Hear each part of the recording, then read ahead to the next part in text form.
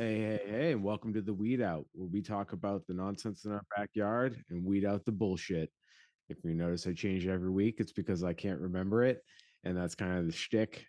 Hope you all got a chuckle out of that. I'm Spencer Fox Peterson, as always, with my co host. Hi, everyone. I'm Joanna May Booty. It's good to see you again, Joanna. We're here. It is August 2023. We're recording this on August 15th, basically our 1 year anniversary of the Weed Out. Congratulations to you, Joanna, for sticking it out with me for a whole year. And congratulations to you, Spence. Not many men can do it either. So I'm glad to be here. I'm glad to have done this with you. And I'm super happy with all of the, people we've had on the show and people that we've made contact with just from having these interviews with people or these topics that we discuss. The feedback we've been receiving lately, just thank you to everyone. It's wonderful. And it's been a pleasure, Spencer. You're a wonderful person. It's been my pleasure. So it has been a great year personally. As far as the outside world, it's pretty grim, but the qualifying good news is it's always been pretty grim. So if you're just seeing it now, that's and you see that's great. You're seeing it now, or you're living blissfully. It's okay if you are. I understand. I'm tired. It's anyway, so thank you everybody at home listening. And as always, go to www.theweedout.com where we put all our references in the show. So if we mention a specific article or a fact or a study, anything like that, we like try to be as transparent as possible. From Joanna and I, thank you very much for reaching out to us. We've had people reach out on social media about organizing and who to talk to. This week we have somebody we met via the internet, believe it or not, Eastern Mass. I think you hold the record for most visits on our show. So Laura Saylor, hello, an abolitionist in Eastern Mass who organizes with the Workers' Party and in her town, her neighborhood, where they have historically been harassing the town to do something with Chief Ron Sellon. So if anybody's curious, please go back and listen to previous episodes. I'm sure Ron Sellon will come up at some point today. Well, Ron Sellon always comes up. Well, we're just going to go over a 1 year review here and talk about all that stuff. So I'm sure Ron's going to come up. So let me properly introduce you. This is Laura Saylor. Hello. She's back. So Laura, how are you today? I'm good. Actually, I'm good. Very busy, as you know. A lot happening in the past couple of weeks. Yeah, but otherwise good. The Workers' Party, as you know, organized a protest on Sunday in Northampton. Yeah, we went down and covered it. We did an episode. So if anybody you can go back and check those episodes. The last two episodes we talked about police brutality in Northampton, done to a working class person, a woman who is 60 years old, English as a second language, Holyoke, working, doing DoorDash or some sort of gig work, happened to be in Northampton, happened to cross Officer Salou and Officer Bartlett, and they did what cops do, especially late at night. So, yes, the Workers' Party, Western Mass, collaborated with multiple people, and it was great. It was great turnout. I was there documenting it. So there's probably about 100 people, 125 maybe at the height. Not exactly sure if there might have been just some people that were curious what was going on, which is great. I will say this right off the top, everybody, since I was boots in the ground, there was a drone flying. They met in front of City Hall, which, if you're not familiar with Northampton, is about two blocks away from the police station. So they weren't really near the police station at all while still being downtown. The police station was barricaded off. You couldn't park on the street. When I was driving in and before and out after I drove around the perimeter of this downtown area, and there was undercover cops. There was cops in regular cruisers, kind of like hiding out like speed traps. Definitely saw a couple undercover unmarked vehicles that weren't familiar to me from Northampton. So I'm guessing they were from somewhere else, state troopers, who knows. Yeah, it's like, come on, you guys fucked up, and this is how you guys react. It's like, we don't want to hurt anyone. That's the whole point. No, I mean that's right. I mean, they beat up what they did is they beat up an old lady. They bullied and beat up an old lady. They assaulted and abused an old lady. That's what they did. I mean, that's the end of the story. And as far as Casper's bullshit, No. I put her in the same category as I do the one in Stoughton. You know, they like to say, oh, you know, we're different. I remember her at our last rally that the Workers' Party had a contingent at after Tyree Nichols. And Chief Casper's main complaint, they don't understand we're better, we're different. Our budget was cut, actually. We're not like those cops.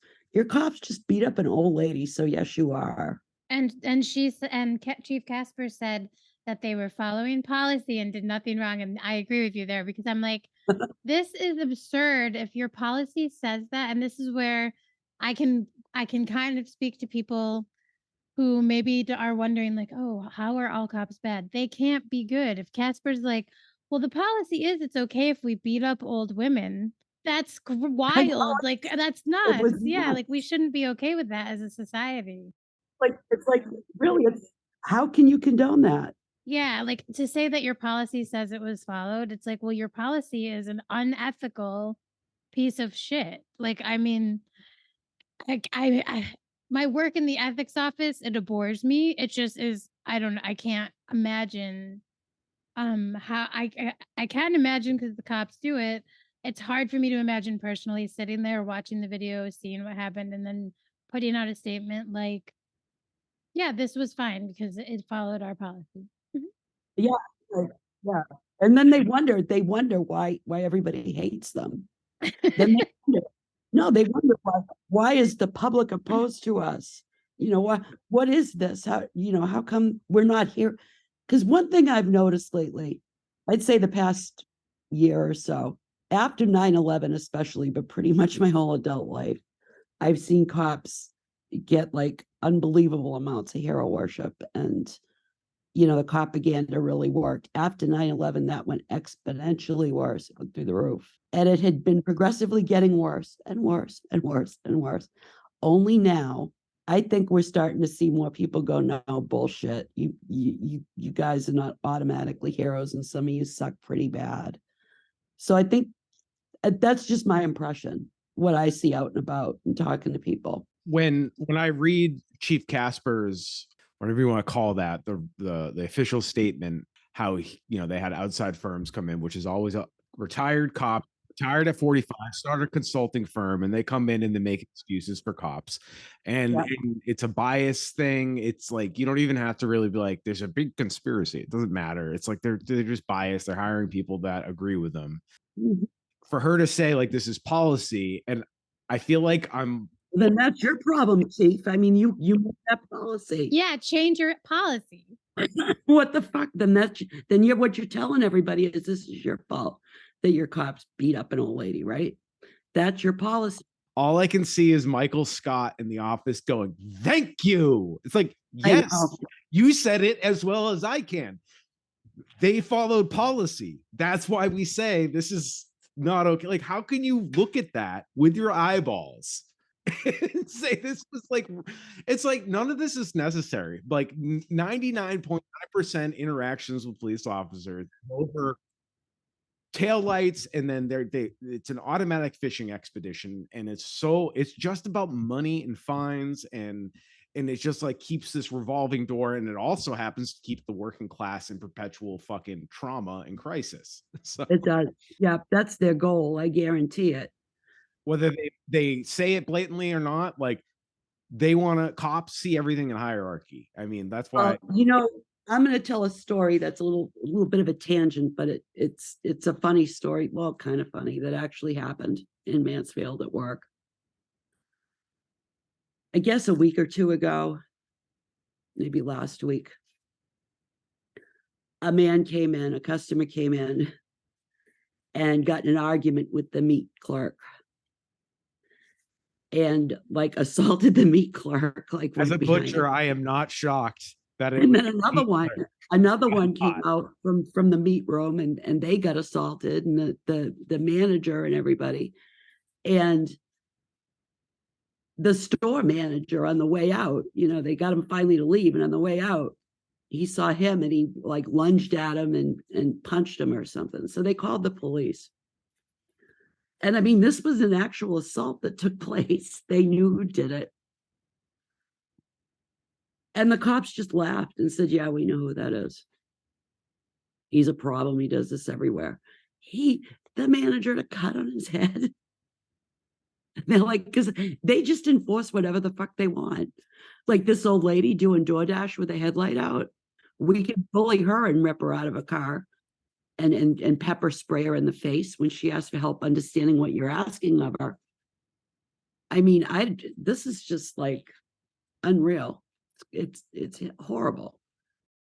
It's like when you watch those movies about 1940s Europe or 30s Europe, and you know, a young gypsy woman is getting brutalized by some fucking street Nazis and some state agent, and it's like, yeah, that they copied us. Like this is what America does. Like we've been doing this so long, nobody's even tried to stop us. I know it. And you're seeing, I think you're seeing this, people realizing this, you know, of course on the left. And then I think you're seeing a segment of the right that is getting pissed off about it. So you got to, like, you know, agree with them to a certain point, you know, but you got to also, what's important is to keep in mind that, you know, their agenda is not ours. And they're not, you know, but I'm seeing a lot more people really question, like, the cops, and you know, they love watching them, like the Boston cop breaking his head on the slide. You know, everybody thought that was funny. I don't think you'd have seen them laugh in 5 years. So many people laughing about that 5 years ago. I think the billionaire sub implosion really broke open the dam, so to speak. I know, the dark humor. Fuck it. Yeah, that person deserved that shit. They asked for it, and they're dumb enough to get it on camera. Like, that's the trifecta of stupid. I know it. You see, they blocked the slide off, and it's like, no kids have been hurt on this slide. Only one officer, and now the slide is I know. Come on. And then they wonder why we like make jokes about them. They're like, well, it's like, because you do like Curb Your Enthusiasm level goofiness. Like, even when you do something harmless, it's still so incredibly stupid. And just why? I know. And like, you know, nobody really wants to put, like, I'm not seeing blue line flags everywhere. Same. Like I I've was seen a 2 years ago. too, which is uplifting, Laura, that you say that, because in my personal life, it has gone either way. Like, some people in my personal life, I've even lost connections to some degree with family members over this topic, but I will not back down about state violence being enacted against me with our tax dollars. And I will do that even if it's to help those people that maybe think I'm wrong. But I would agree that even some of my family members or close friends who maybe were on the fence in the past, it shouldn't take stories like Marisol's, and it shouldn't take having to hear Chief Casper say those things out loud. But I think the more I mean, she basically implicated herself as the problem. Yeah, and I think more and more people, this is the policy I made. And I think more and more people, like you said, are just like, well, that is really ridiculous. Like, there are certain things where it's just kind of it's easier and easier. I guess, like you said, like after 9/11, you really couldn't talk about the police in a bad light. And I mean, literally, because they were like lying, like, you know, given this like heroes position. And I think now, if it's based on, I guess, common sense stuff, I can sometimes relate to people who might otherwise not be approachable about such a topic, because it is like, how is that policy okay? Yeah. It's crazy. The people that are going more bootlicker are the liberals. Yeah. Especially that the you know, the hardcore Democrats, for the I hate them. don't know what you're talking about, but like not even the blue no over who people, just like Democrats, big D, blue dog Democrats. the amount of bootlicking specifically about the FBI. It's like, Oh, I come know. I know. on. Come And on. the It's 'cause they're going, prosecutor. do you know why they're going after the right wing at this current moment? Because the right wing is openly saying we want to overthrow the state. So of course they're gonna crack down on that. That makes total sense. That's self-preservation 101. But when they're done with those people and they put them at They're bed, going to come after you. Yeah. That's like that prosecutor in Georgia that they're all excited about, Fannie Willis. Oh, Yeah, you know, I don't think any indictments against Trump are going to ultimately end up amounting to anything in the long run anyway. he might be dead before any of it gets. Yeah, he might be president again. I think he might win. I know. I do. We can't rule it out until he's unable to run, honestly. Was just horrifying to me, and it was traumatic. I hated it. Although we had a COVID response. It was inadequate and it was at times insane. That's true. But really, but we had some form of OSHA protections for COVID. We had some form of financial relief. We had eviction moratoriums. We had all that. And then the Democrats come in and Biden tells them, take what's left of your COVID money and give it to the fucking cops. And the liberals are like, yeah. Yeah. And tell me now, this is awful. I think people really are focusing on, I hear it a lot from people that how will we remain safe? And my question always back to that, to people that say that, is like, when is the last time you felt unsafe? Like, what has happened to you? Because to some people, things have happened. Yeah. But most people that say that to me, and most people that say that to me live in like the suburbs of like nice communities, and like they're just afraid of like a boogeyman almost. They really are. Or they think that, like, I know in the case of Sellon, he's got a core group, and they're not even, I don't think even all liberals, but a core group of them that just like, and they're women, you know, they're women and they're in their 40s. I'm not going to say anymore because I don't know anymore, but you know me, my mind goes and wanders. But anyway. Of course. I mean, we have our best, we have a best friend. Shout out to River again, if you're listening. Oh, River. Oh God.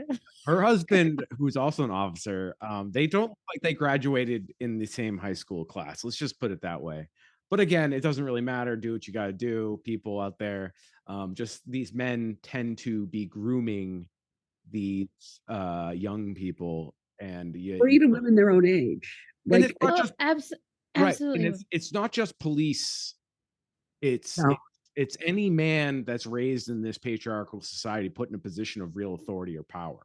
So the police have a lot of authority and power. So no wonder we're seeing their idea of if they can put their hands on somebody, whether it's their spouse, lady out of a car and beat her up. Yeah, or a stranger on the job, and think you can get away with it. It's because they do think, like with River, one of our antagonists online, amongst many others.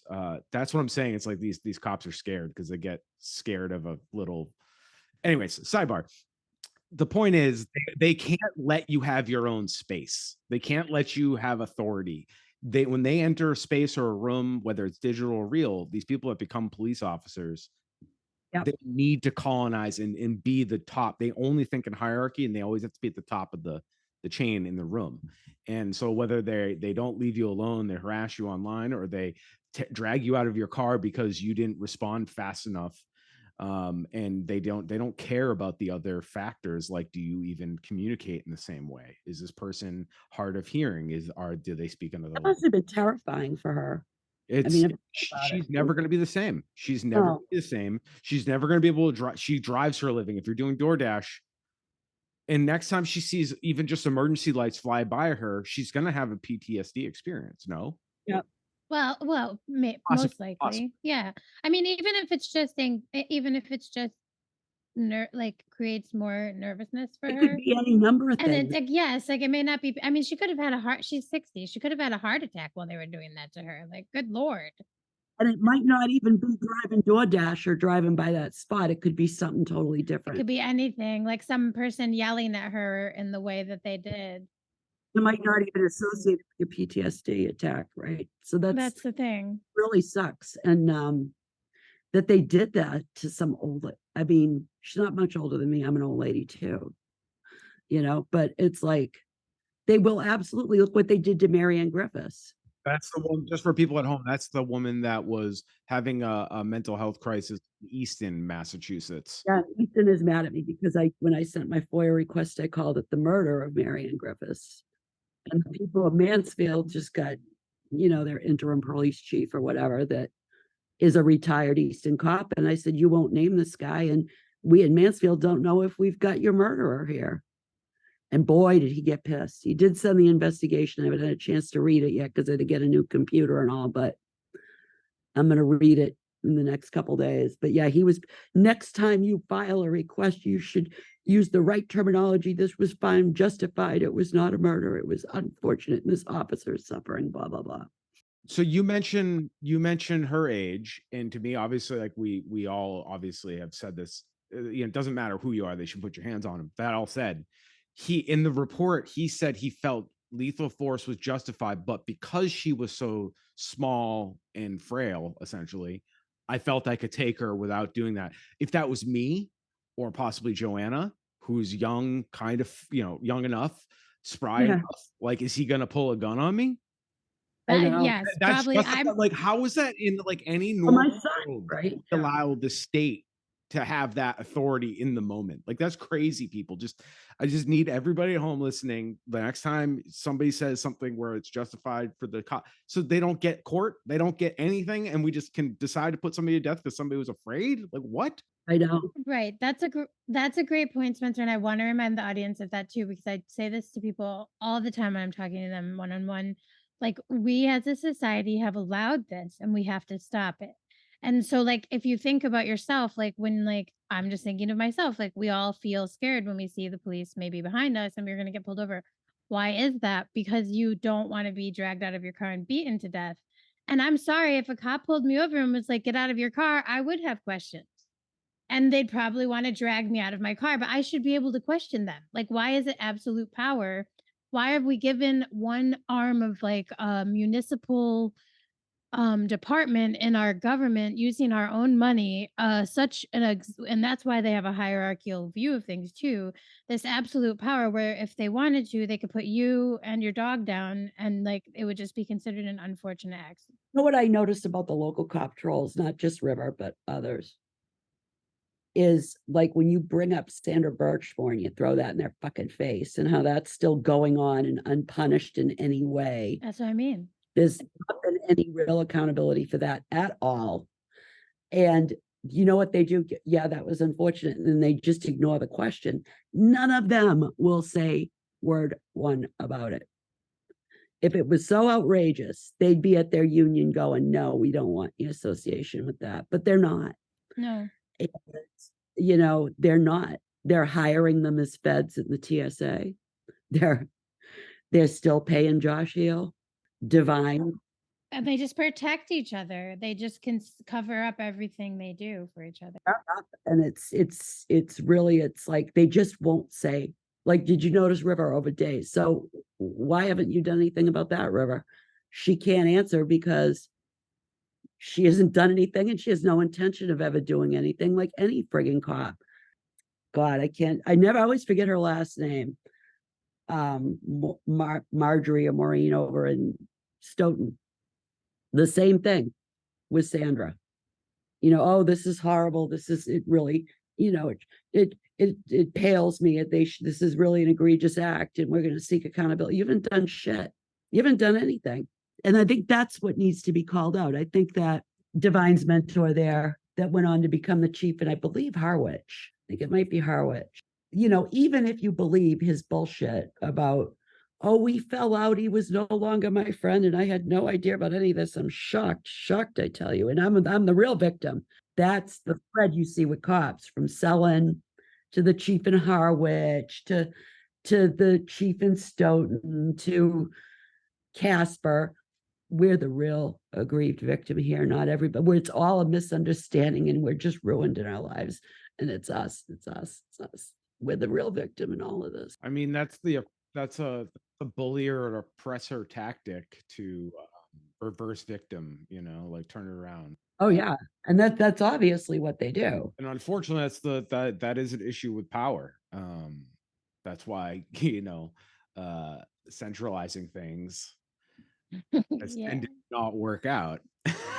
Yeah. But here's an interesting thing, though. What's interesting to me about police is somebody pointed this out, and I'm sorry, this is not an original idea, but how police are like this in America, this well blended. It's not a silo, right? No. At all. That's what keeps them safe because there's plausible deniability. And they But there's like, like oh, so many. this department over here, like Chief Wynn, investigates the people in Egremont, and he can only dig so much, and he knows what not to ask or where to ask or who to ask, and and maybe don't push certain. Oh, I forgot to call the secretary in. Yep. Yep. Well, I mean, they're seeing all that. They're seeing a lot of that. And the other case in Canton, Karen Reed. I was gonna ask because that's all police that are basically acting like victims when Karen Reed's really the one who Really looks like they set her up. yeah, she looks like and she's being targeted or something, it feels like. And I know I don't know all of the details, but it's scary. The worst part is if you assume cops. The worst part is it was so half-assed and ham-fisted, and they're I know. still gonna get away with it. Like, anybody listening, please look into Sandra Birchmore and, like, yes, read the stuff that alludes to her being guilty, and then also read other people's work. There's other people doing work on this case that are basically calling bullshit. Karen Reed, right? Karen Reed. Sorry. No, thank you. Yeah, Karen Reed. That's okay. I just wanted to make sure. Is she appealing the court case? I only had seen that she was actually found guilty. So I was like, it's scary out there. We in danger is how I feel with that. She's got a really good legal team. Okay, great. The reason that I pay attention to what's happening to Karen Reed, but my focus, and I want to put a lot of focus on poor Sandra. Of course. And my reasoning is this, that if there was one Sandra, there were probably 25 Sandras. Absolutely. If there were 4 of them that were found to have done this, there were probably 24 of them at minimum, and more of them that knew about it and would never say anything. Exactly. And, another percentage remotely involved in some way or aspect. They all hang out in the same bars. And what's the thing about Karen Reed is she has the resources for good representation. She has support. Poor Sandra had nobody from day one. And it just enrages me that everybody thinks that, the people in power think, okay, we can just toss that aside. Tisk, that was unfortunate. She had no right to even be here anyway, is how they look at it. Like, oh, well, not stopping to think that, she had so much ahead of her. She was young. They ruined her childhood. They messed up her life, and then she wound up dead. She was just a toy, an abuse toy for local cops. And when we're talking local cops, when you look at what's going on with Karen Reed in Canton, which is why I constantly pay attention to it, but it's not my focus of work right now, is that it's the same departments, the same agencies, the same cops involved in a lot of this. And it's corrupt from, I don't know, from the select board on down. I know somebody who went to that select board meeting, and people were pissed. And all they got from city council and the cops was, oh, these cops are the victims. So thank you very much for bringing up the class element between the two cases. And luckily, Karen Reed does have resources, and however she has them, whether it's inherited wealth or she earned it, doesn't matter. Luckily, she has those. Or even if it's just connections that give her the legal representation. I have solidarity with her. I believe her 100%. But my focus is right now on people like Marisol and people like Sandra, who never. They don't have these resources. No. Look what they'll do to somebody with resources. Even look what it doesn't always protect you. Oh. Mm-hmm. No, it would ruin you financially, I'm sure. Poor Sandra, though. She never even had a chance as a child, what they did. I mean, that's just, to me, the way I look at it, they robbed her of her life, what little life she had. And when they were done, they just tossed her. And it's just, to me, it's just despicable. And they're probably doing it all over the southeastern Massachusetts. They all hang out Yeah, at the same bars. They all go to the same cookouts. scary. You see a lot of the same names in the Karen Reed case as you do Sandra's. Oh, okay. I was going to ask if there's a lot of overlap with any of these things. Yeah. It's federal agencies, it's federal cop. I know in Reed's case, it was a DEA or ATF agent, and they all work on the JTTF task force together. That task force covers quite a bit of area, like it covers Mansfield and all of that. I think one of them might go down as far as Pawtucket. Well, we've talked about this before. They socialize like a cult. Right. They socialize with each other, with each other's families, and that's it. Well, and the persecution thing is a lot like my evangelical cult growing up too, because they you socialized only with your community and you believed you were persecuted and special. And that's very much like the cops, I feel like. And it feels like RICO racketeering, like Donald Trump's in trouble for right now, because like I was saying, it's not a side. It's not straight up and down. There's all these webs that overlap. There's the institutions themselves, like each town, each county, each level, and then there's the benevolent associations, and then there's the union, and there's this, and then there's that, and they all kind of overlap, and they're all kind of complicit in each other's malfeasance. So they're all kind of like Donald Trump's going down for this election fraud shit. This is just gangster stuff. It feels like a Martin Scorsese movie, but with a shittier soundtrack and real stakes. Yeah, it's way scarier. I was explaining to a friend of mine, I'm like, how I look at it, because he was really interested in the Karen Reed thing, and we were talking about that. And I was saying about how I try to direct my work at Sandra and why. He was like, but I went to that select board meeting and it was nuts, and it was this and it was that, and oh my God. And I couldn't believe the disrespect that the chief and the select board gave the whole community, who was just pissed. Treated everybody he was like, it just blew my mind. I said, well, you know what I know? I said, and think about this, whether it's where I grew up in Westford, whether it's Franklin, whether it's Mansfield, whether it's anywhere, I could be out of Westford for 20 years, not go anywhere near it. Of course, I talked to people from Westford, but say I didn't. And you could ask me, do you know the names of any cops or select board members in the town of Westford? And I could rattle off a number of last names. And I guarantee you, one of those family members from each of those family members is either on the police or in town government. But that's a fact. I haven't been in Quincy I'm 36. So yeah, about almost 20 years regularly. And I haven't been back in half a decade. And I could tell you who the clerk magistrate is. Yeah, without a Google on it. It's a Tobin. It's a Tobin. I guarantee Oh, it's yeah. a Tobin. The players, man, and they don't change. It's neo-feudalism or some shit. I don't know. I'm not really an economist, so don't quote me on any of that. But I mean, he was like, you know what? Yeah, you're right. I'm like, yeah, I am. He's like, you're right. You're right. Yeah. You are could though. not look at a police roster for ever, and someone could say to you, who's a cop in Westford? I could give you probably at least 3/4 or half the force with good accuracy just by last names. It's birthright. Yes, that's how they look at it. So yeah, I don't know if you guys have noticed this, but I've been even there's right-wing blogs and podcasts, local people or people that are national but are local, that have mentioned Sandra Birchmore or Karen Reed's case.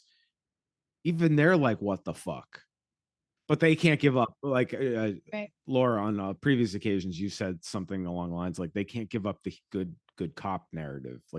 No, they can't. They very much believe and support the institution of policing, whereas we don't.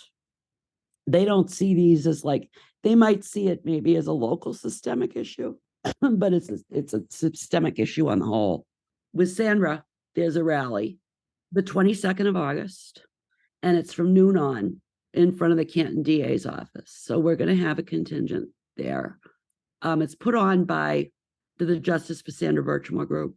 And I'm going to show and then there's going to be another one, I guess, on the 6th of October, I think. And that was like the same time last year. And it's like, really, where are you as far as getting any accountability whatsoever? You read the investigation, they know he passed or did all this stuff. Oh, we don't really have enough. Yeah, you do. Yeah, you do. You had enough to yank Marisol out of a car. Right. And then pepper spray her for asking an interpreter. You don't have enough for the Farwells. You don't have enough for Divine. Really? We have so much crime to investigate that we really have to we have to be wise with our resources. Like, our guys are criming so much, there'll be nobody left. I know. I know. And it really truly gets me, this whole I'm the victim, like Casper. Absolutely. I'm That's appalled by upsetting. this, but it's policy, so there's nothing.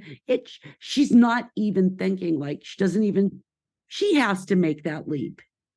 She knows that's her policy. I know. It's like, how do you sleep at night saying that, though?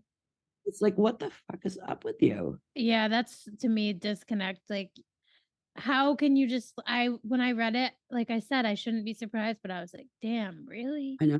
Like, you're just like, well, that's policy. It's like, no, that is not a right policy. Your policy. Your policy. I mean, why wasn't anybody at Mass Live going, that's your policy? Yeah. Like, Okay, yes, we know it's the policy, but it's your policy. What are you going to do to rectify that? She doesn't want to rectify it. So she's going to pretend it doesn't even exist. It's not. She's just telling herself. It's crazy. Yeah, well. And it is crazy. And I do wonder if the policy is divine. And this is just some throwing it out there to, like, I'll look it up later and you may know, Laura. I do wonder if the chief of police sets the policy, or is it something that they maybe present to city council and city council votes on it, only so that if I think it's certain kinds of policies they do. Okay. But like, Okay. and I think most of those, to be honest, are budgetary, they're not like operations based. So operating is probably from within. Oh yeah, the chief set those types of. Everybody who's ever worked in kitchen or retail, like, this metaphor, this metaphor is coming to my brain right now. All right, so like the police excuse to, like, I can't change that policy because they want to fire everybody. It's like, I've worked in restaurants. It's like I'm always was the opener kind of person, so I was always there, and like I knew a lot more than the management would know, because like you come in like, oh, these dudes fucking got wasted while cleaning up last night or some shit, and or you can tell something fucked up happened, some like product got dumped somehow or wasted or destroyed, and do you report that? Anyways, it doesn't matter, but the point is, you're like so thinly staffed, and like, well, yeah, I know that guy doesn't change his sandy water out, and he's kind of sloppy, right? And he doesn't like clean up after himself, but like, we can't fire him. And it's like, yeah, but if somebody gets fucking E. coli because he doesn't give a fuck about which cutting board they're using, we fucking do it. But yeah, but these guys have the same problem, but it with guns. So everybody at home listening that's been a line cook or anybody done those types of jobs, where you can't fire a whole staff that like got wasted and destroyed a bunch of shit because like you got nobody. Like, that's happened so many times. I've lost count. We need the manager who's going to be like me, because I would have been like, you know what, y'all are fired, and I'm going to run dinner shift myself, because that is what we need from a town. A mayor, a town council, a select board somewhere someday to just be like, you know what, y'all are fired. We're going to figure this out, because I know the association and the union would sue the city. That's what I'm guessing the cities are afraid of, are the unions, but I just don't get it. It also falls back to what I was saying earlier, though, Joanna. That's where that links back to that, because it's all the same people in city council. That's true too. You cover for each police other. Forces. If it's not a direct relative, it's the best friend of your grandkid or whatever. Yeah, the connection. That's what it's all about at government level and police. It's intertwined. So yes, there is a fear of like, they don't want to pay out lawsuits, but they'll pay. I figured. Well, they do pay them all the time. Like, if they'll pay out lawsuits. I mean, they will try to avoid it, but they're more willing to pay that out than to mess up what they got going over at the police, and I just didn't know the Yeah. public. I mean, we had a good showing at the rally, and I got to tell you that made my heart That so is uplifting. that was Yeah. so wonderful, and I'm glad they got attention. I'm glad that you were there, Spencer, and thank you for texting me about the drone. We had a meeting that night, the abolition group, and Aiden and JR Awesome. was there, and everybody said everybody worked together so good and in such solidarity that and everybody is important and plays a role. And it was just it went off so well. My wondering though, my concern is, why isn't anyone saying to Casper, okay, you said it was the policy, this is your policy, now what? And see what it says. Nobody's asking that question really though. I might. I guess I could email her back and ask back, because I'm very concerned about the policies. I'm, as someone who sets policies and reviews policies for ethics as a job, I am just appalled that you would be like, that's policy, and just dismiss it. I mean, I know it's the nature of policing, but the question should be asked, Laura. Absolutely. For any listener listening, like Spencer said, if you've worked in any field of, I mean, literally, it doesn't have to be a kitchen or retail. If you've worked in any job where there's policies, I mean, Laura, even with lifeguarding, if your policy was to hold people underwater until they drown. I have a policy. It's funny. You would, right?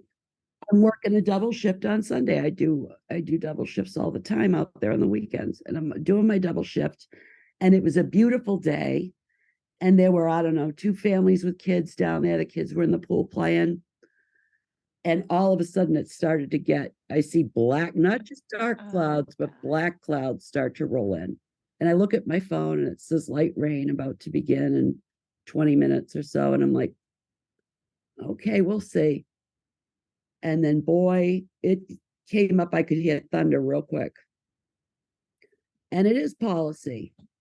And the policy is, you hear thunder, you got to get out of the pool. I'm sorry. There was a family walking down with I don't know, about 6 or 7 kids. I said, no, closing up due to weather. And they don't have to like it. And they're my friends, a lot of them, but I'm like, you can't go in the pool. I don't want to see you get hurt. If they get upset, when I tell people not to run, most people are cool with that. Don't run on the deck. I don't want to see your head hit the concrete. But apparently, Chief Gasper is okay with a policy that allows her deputies to beat up an elder who has English as a second language, who didn't do anything wrong and was no threat to anybody. Just comply. That's the attitude. Comply. You have to do what I say. Oh, it's disgusting. Terrible. Yes, it's disgusting. Really, it is. Yeah, it's not great. And just so everybody knows, this is a good time. Thank you both for reminding. Somebody should ask Casper. Joanna and I do.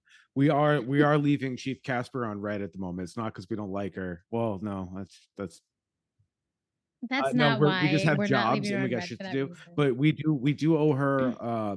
We haven't responded to her statement, but I want to tie that together because we still have only heard from Chief Casper and Rachel Mayore or Mayor. Sorry if I think it's Mayore. I think you're doing Rachel Mayore.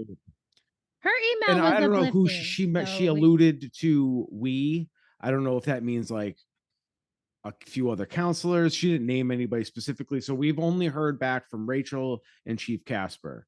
And Chief Casper was very, she was copying and pasting because she probably has a law department telling her, you can say this. And you can say, you followed policy. That's policy.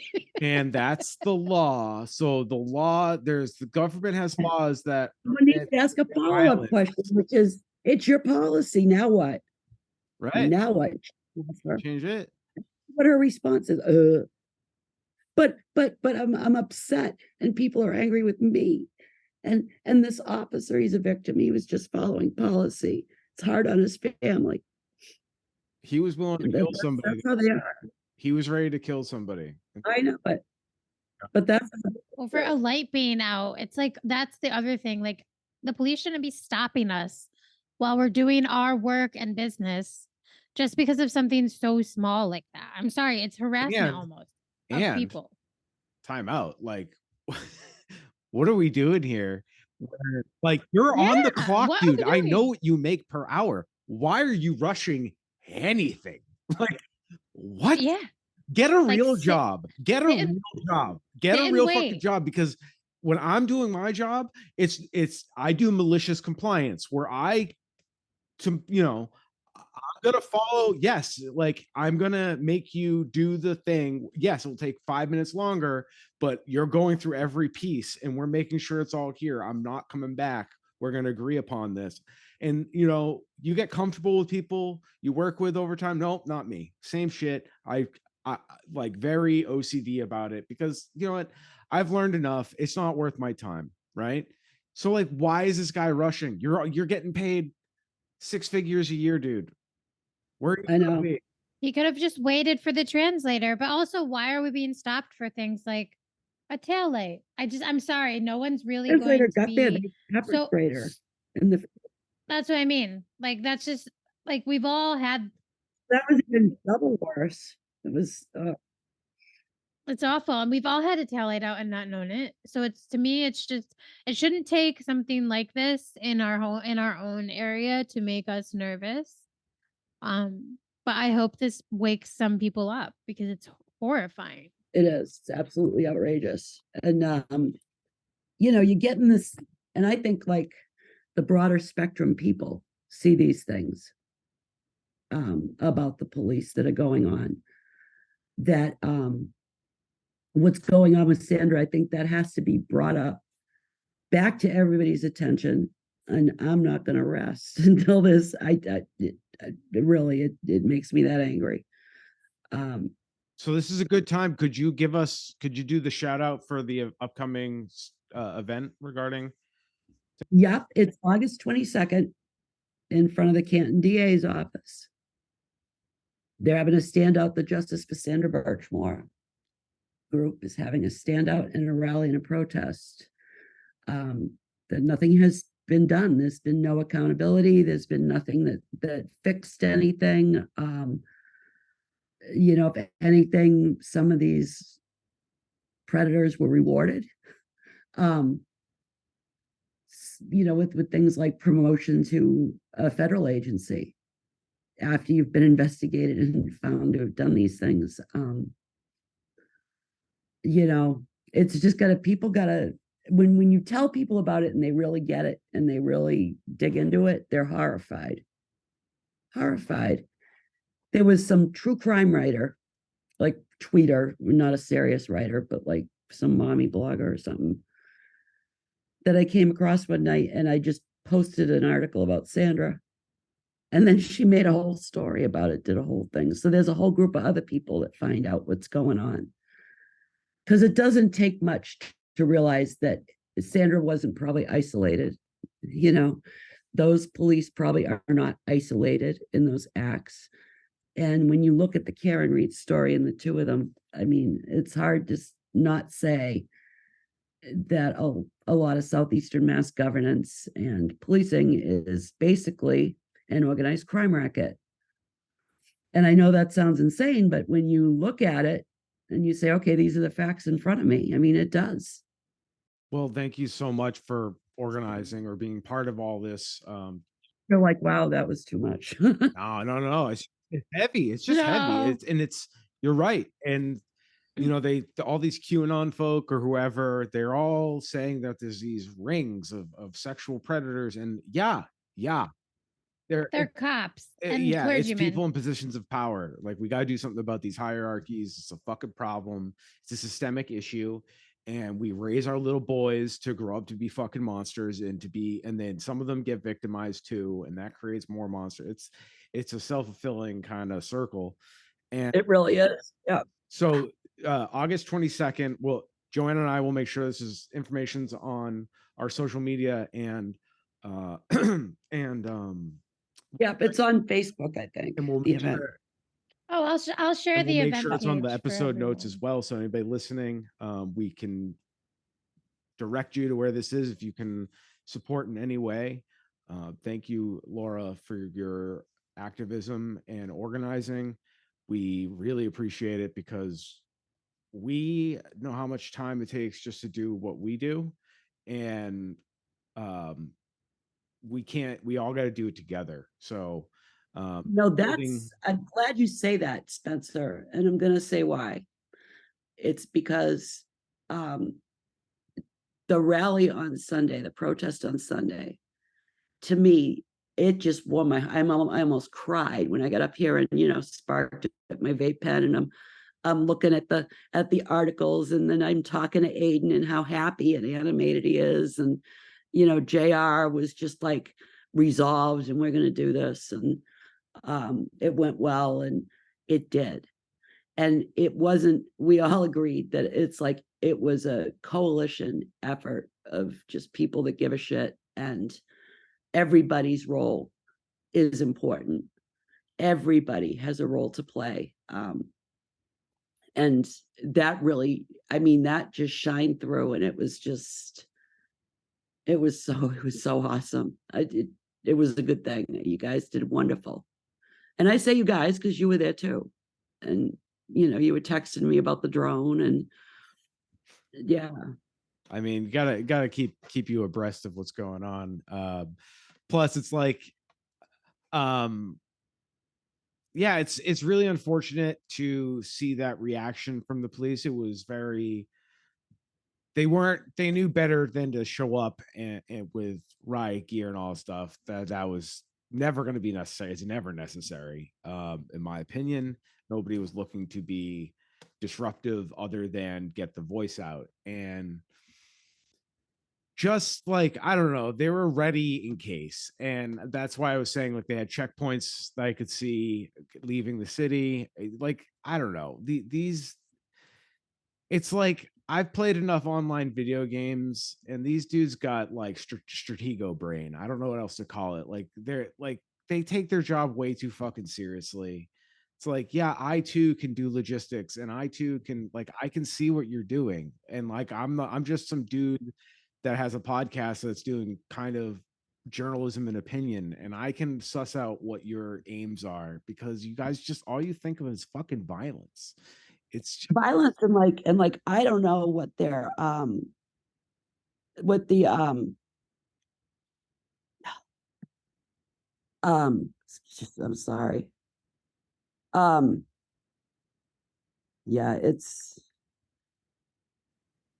insane. It's I don't know what to say. What gets me though, it's like, it's the whole fentanyl thing too. They got to know that's that's hot nonsense. Yeah. It's been debunked so many times, and that's the thing. It's like, I still see people say stuff about weed being a gateway drug. It's like, all right, cool. Well, okay, weed out. Everybody listening, I've never done cocaine. All right.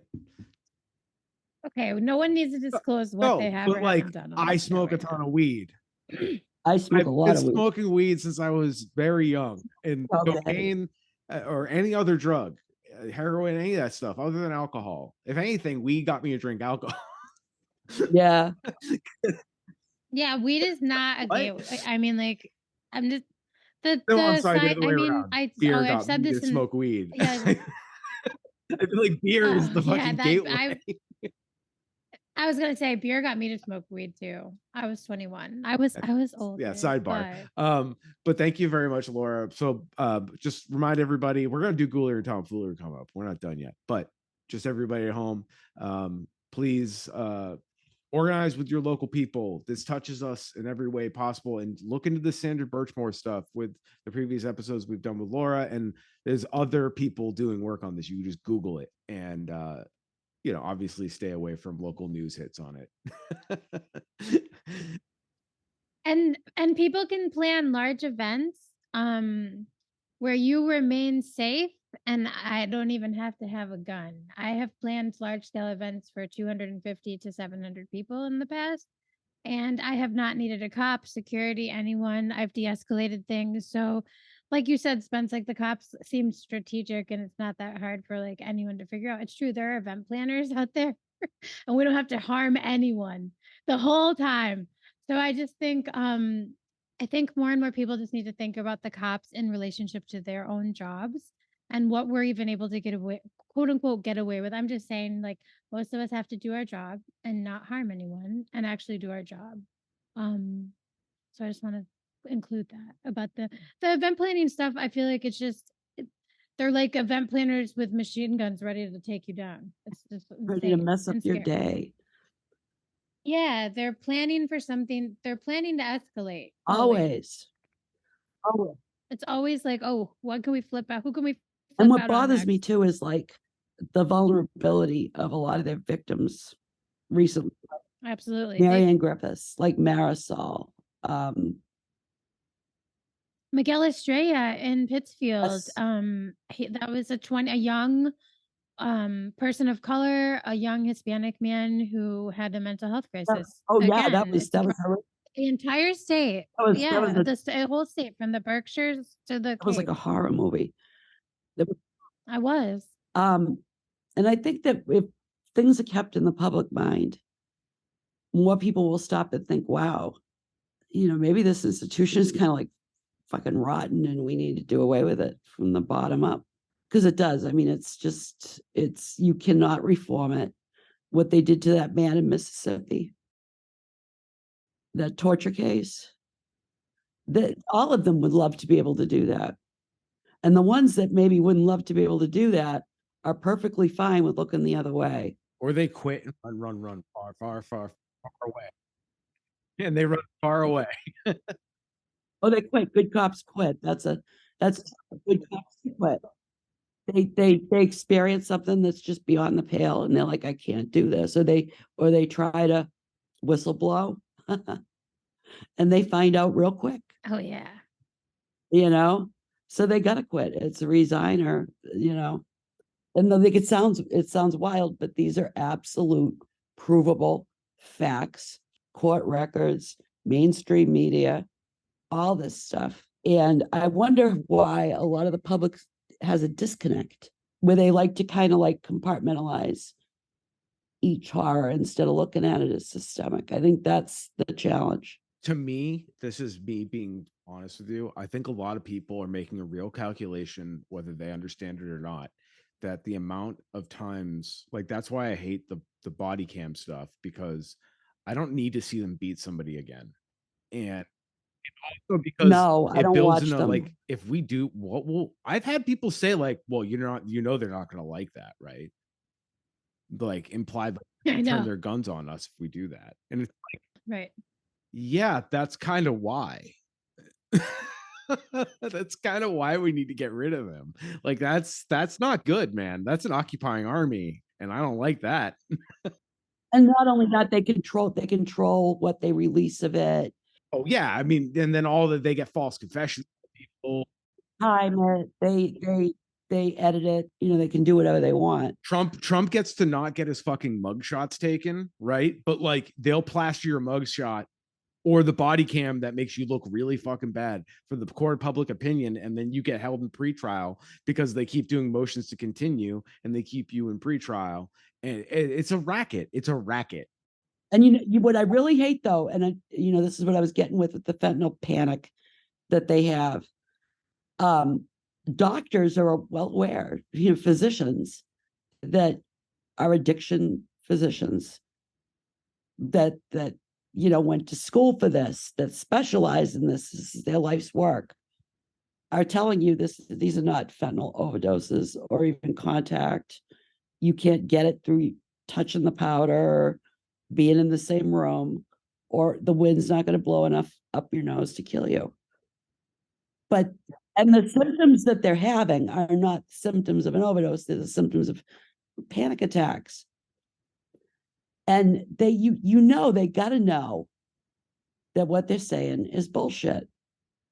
And you got to know that when they go to the doctor's probably telling them you're having a panic attack because they got to treat it right.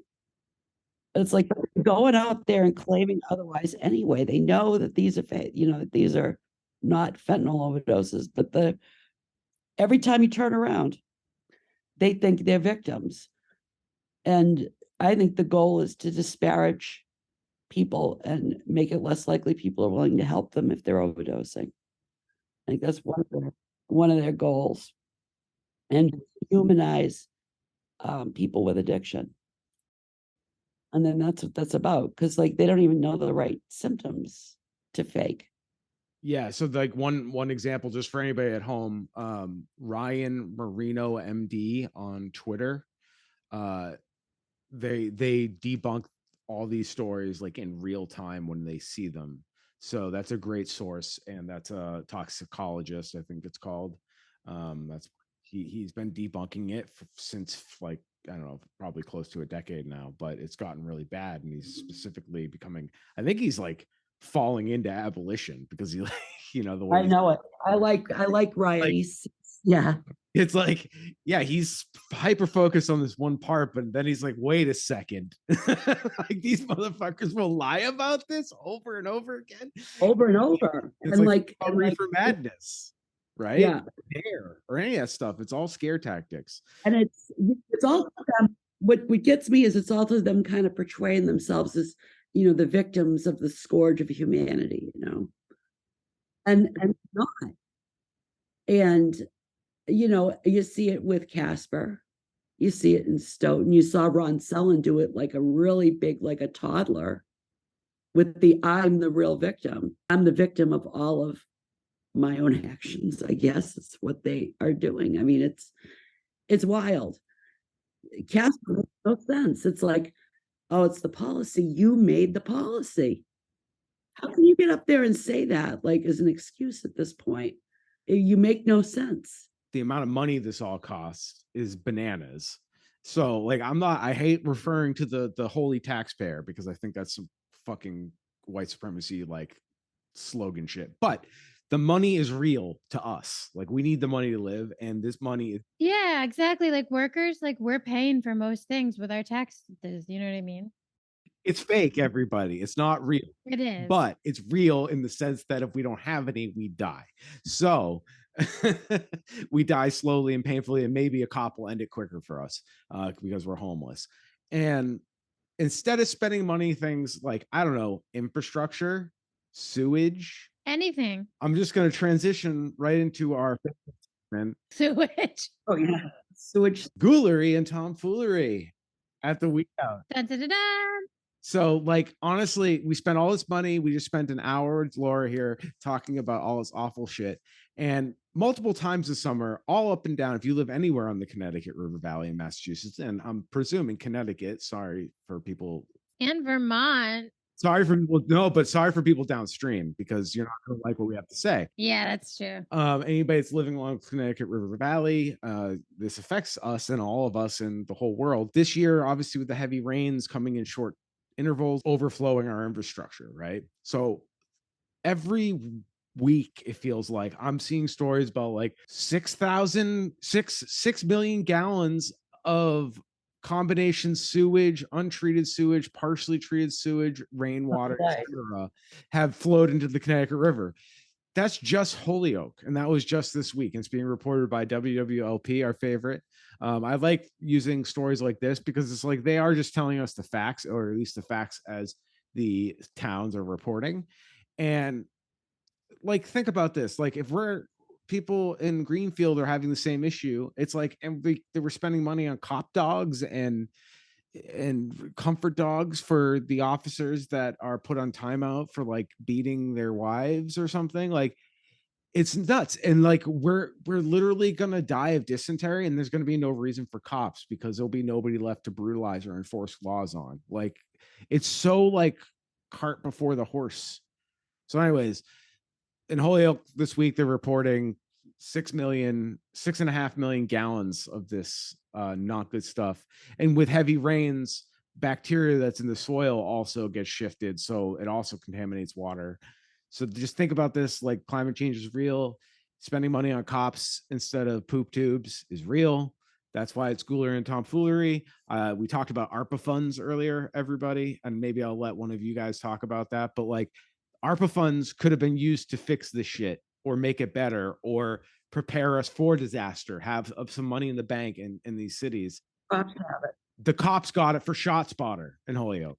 Exactly. As JR very well said at the rally, I want to shout him out for specifically calling out ShotSpotter. Like, it's a bunk technology. It's snake oil, and it gets people killed. It doesn't do what it says it does. It's a fraud. Like the fentanyl overdoses, they keep faking. Right. So anyways, Laura, since you're the guest, please go first. Your thought on sewage. What's your thoughts on infrastructure? Oh, infrastructure is man, don't get me. We had the same problem in Mansfield last year. Owen was here visiting. It was like around this time, the E. coli contamination because of the heavy rains. All that money, all of that COVID money that went to the police. It's unconscionable. We're getting, cases are starting to creep up again. They're not creeping up. We actually had a big spike last month. I know. Guess how we find it? We find it in the fecal matter. I know it. Wastewater. Like, it's a bad science fiction movie. I know it. I'm going on vacation next month for a couple of days. I'm going to Puerto Rico. And it's like, I'm glad I'm going. I'm going to mask, but I'm going to go just to like unwind from all of this. Every day you hear this crap. Every day it's like they're pulling old ladies out of the car. They had beaten them up, and that's okay. And then you have your water's contaminated with E. coli.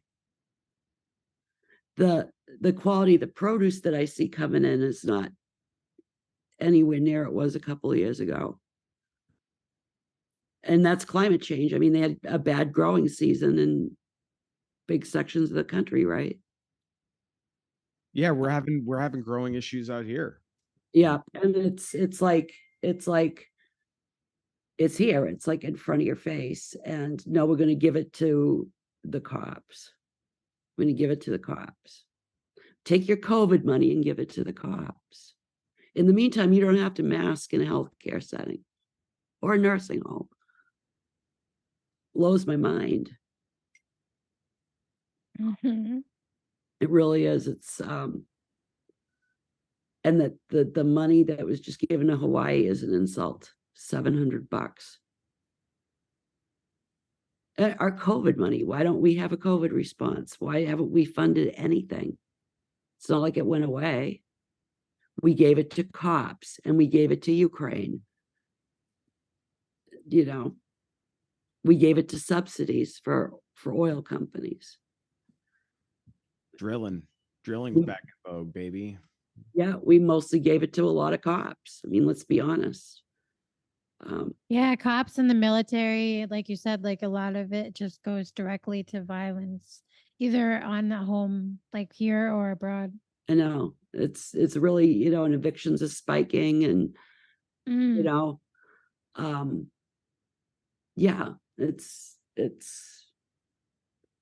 not a good time, really. It's kind of a weird time to be alive, I guess.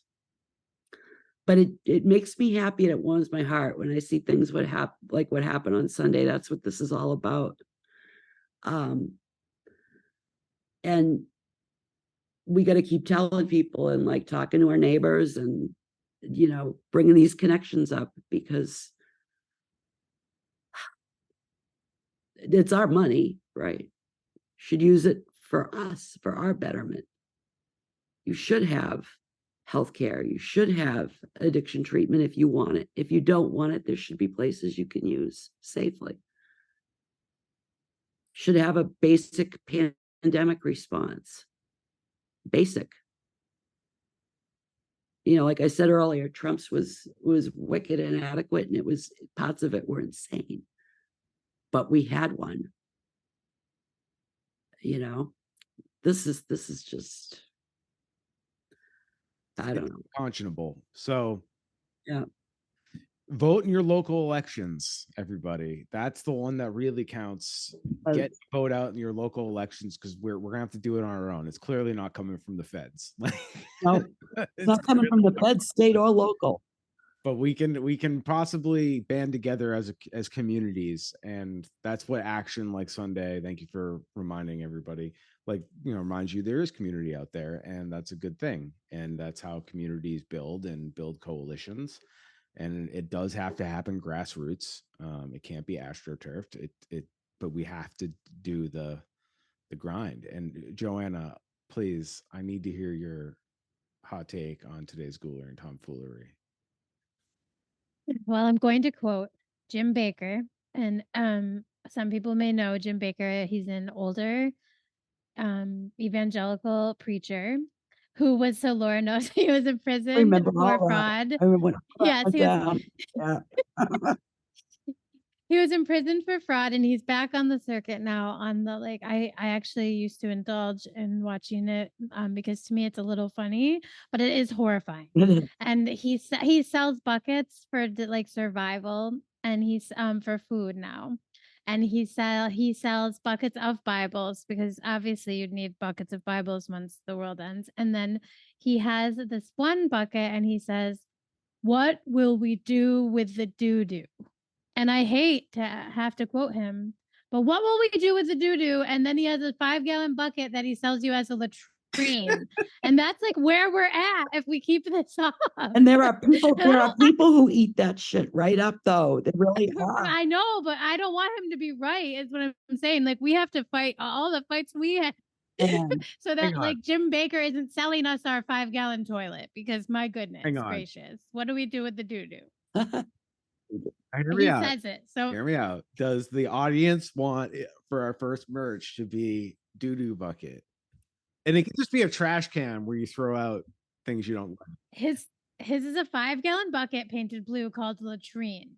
And I'm just this man is a grifter unlike any other. What would you do with the doo-doo? But I do wonder, what will we do with the shit if we have nowhere to put it other than the Connecticut River Valley? That flows into the ocean. So everyone, I hate to quote this man. It's hilarious that he says it, though. It's terrifying that he grifts elderly and people who really believe in the comfort of a higher power. I think he's a horrible monster. Oh yeah. But it's a funny fucking quote. I don't know.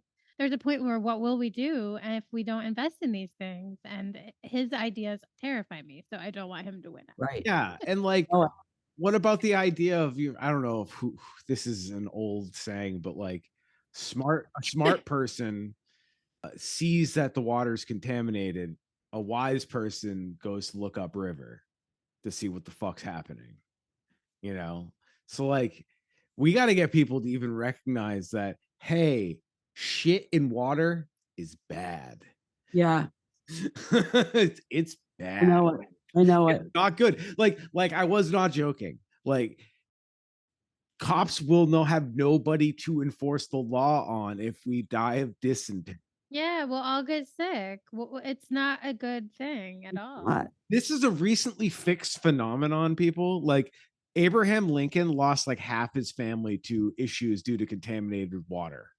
While he was president of the United States, his kids got shit like typhoid and fucking dysentery and stuff.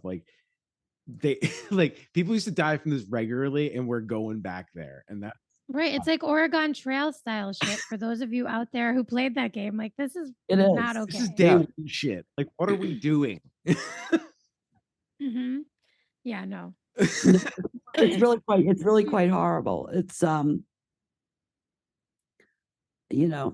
think it also ties in with the local governments, and that you see all of these complexes going up, the YIMBY movement, they call it. We don't need all that. And, what they do is they get the town to give them this enormous, tax exemption. And they say, oh, we may consider putting in walking trails or a biking trail or whatever. And they never do it. They word it that way in the contract. It's just, all of it is just such a mess. I mean, you cannot fix these systems from within these systems. You just can't do it. It can't be done. And it's hard to get elected as an outsider. Laura and I both know that. So it's you can try to get involved too, and it's incredibly hard. I think it's also important, though, to run anyway. I do too. Excellent platform.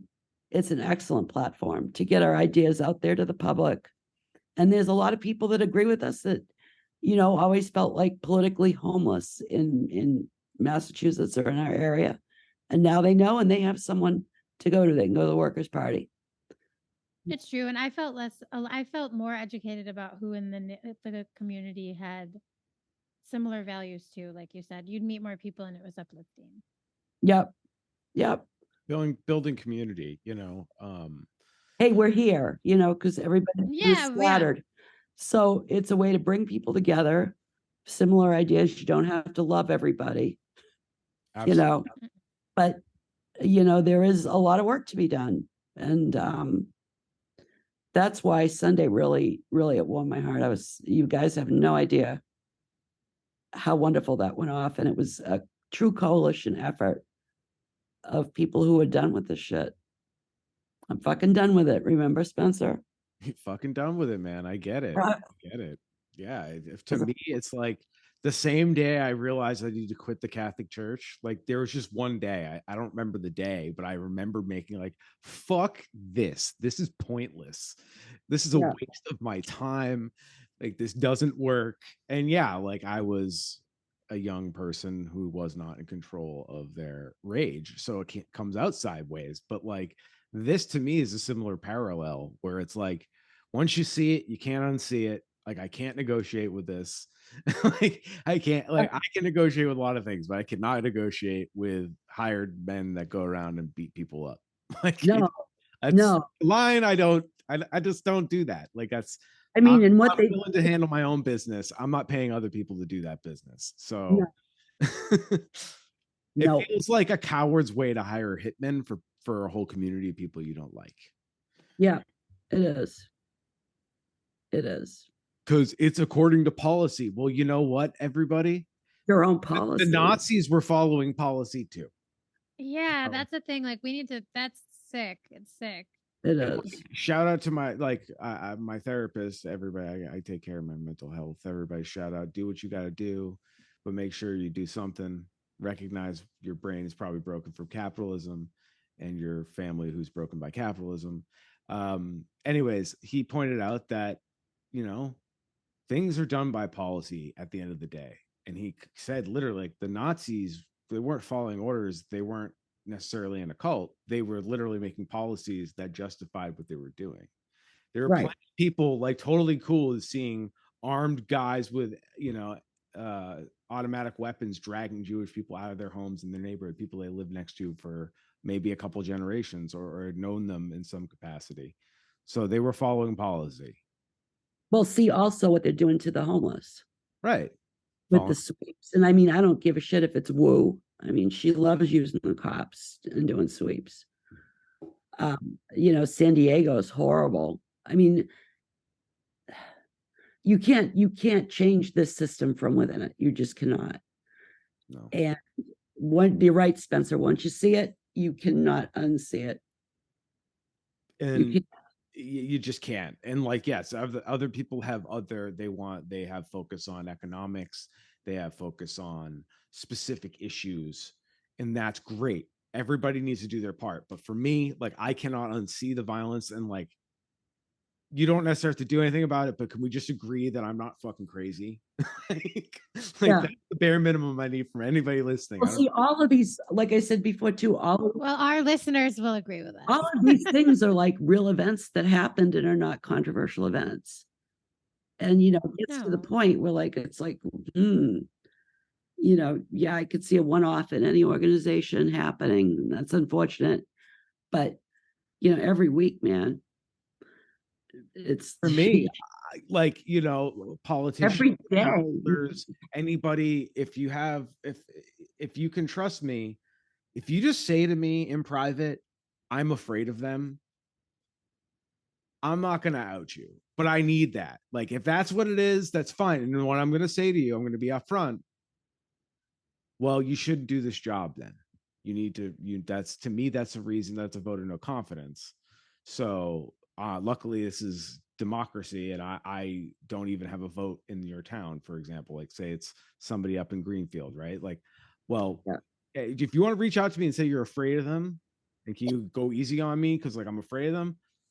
Sure, I would gladly worry about your safety before anything else, but at least be truthful with me and say I'm afraid of them, because that's a reasonable response. But I would tell you to resign. So I don't know. What do you guys think about that stance? Is that reasonable, or am I being harsh?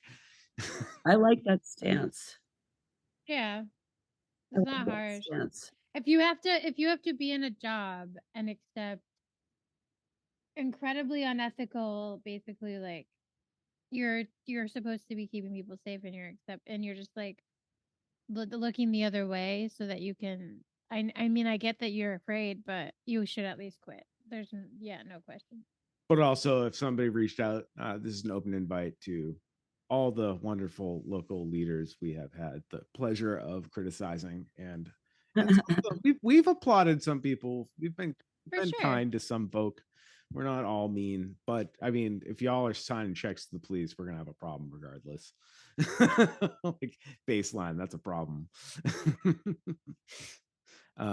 Anyways, everybody, thank you for like tuning in. It's been a year, so Laura, thank you as always for doing, like, it feels like a quarterly checkup almost. I know it. I know it. Check in. Oh, and I definitely listened to the podcast with JR and Aiden on there. And that was awesome. Oh, well, thank you. We appreciate everybody that listens. But we couldn't do it without the help of other journalists doing their work. Dusty Christensen, really did a good job and kept the victim first and foremost. And I think that's something we need to really hold our journalists accountable to doing, which I think Dusty does a great job of. This person was a victim, and he made sure that their point of view was the one that was heard.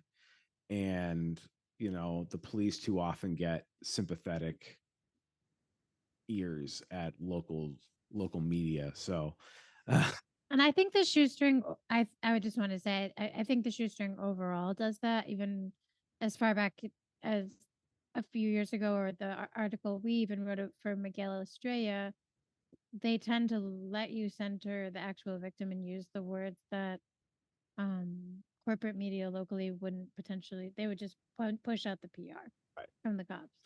And I will say though, can I just say I'd like to make an exception. I think that Ryan Kath and Cher Stoll don't do that. Great. Or they don't do it. Well, they don't do it.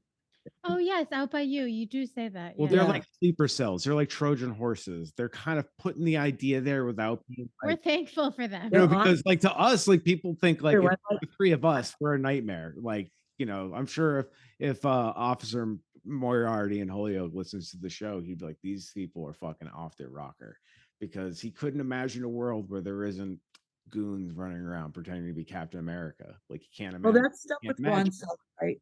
That stuff with Ronsell, and yes, the poster got the cops' attention, and it was the talk of the town.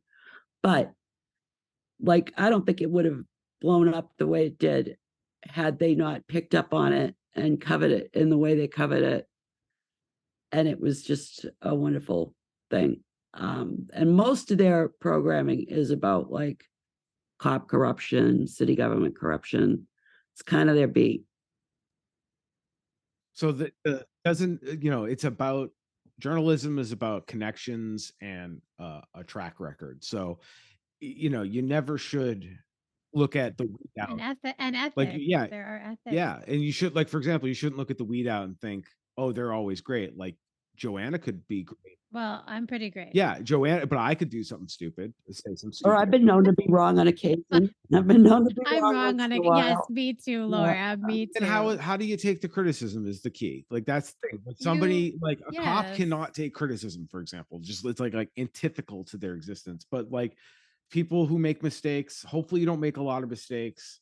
And I make so many. Well, you know what I mean, egregious ones, like ethical question. Like we try, like you try to go from a values point of view always, and you end up in okay waters. But yeah, I mean, the point is, like, these guys can't handle any fucking criticism, and monoliths are dangerous. So whether it's a journalism monolith, like, oh well, Wall Street Journal tends to be fair. It's like, no, it depends on who's fucking writing, dude. Like, Yeah, it does.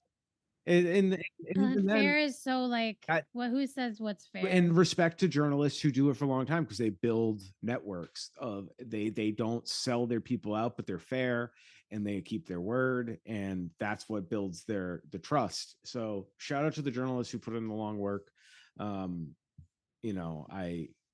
It's really important. And you tell the truth. That's really like, I don't know. And you have the right focus. Like, yeah, Marisol was beat up by a state sanctioned bias. Right. Yeah, like it's not that hard to tell the truth. And he didn't, the writer Dusty, no inflammatory language.